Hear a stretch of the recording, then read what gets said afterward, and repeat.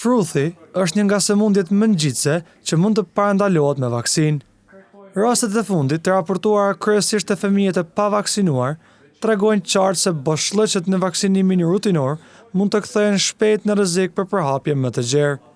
Për vaksinën dhe dilemat rreth saj ka folur pediatri Gëzim Gjara. Ajo mund të jep reaksione alergjike, jep domethënë disa komplikime të lehta, temperaturë 5 deri në 7 ditë, ojtje gjendërve mas 3 deri në 5 javë e tjera. Mirë po janë gjëra që kalojnë edhe nuk japin pasojë.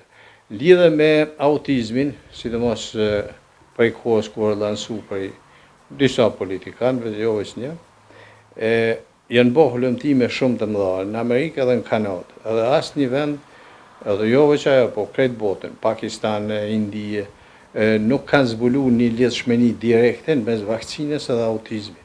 Gjara po ashtu kishte edhe një porosi për prindërit rreth vaksinimit të fëmijëve për sëmundjen e fruthit. Patjetër që duhet me u vaksinu, jo që është ky mendimi jemi, po është mendim shkencor krejt botën, institut të mëdha, si instituti për mjeksi në anglez, japonez, kinez, domethënë këto që janë institucionet më të njohura në botë për mjeksi kanadeze, domethënë vaksina duhet botë.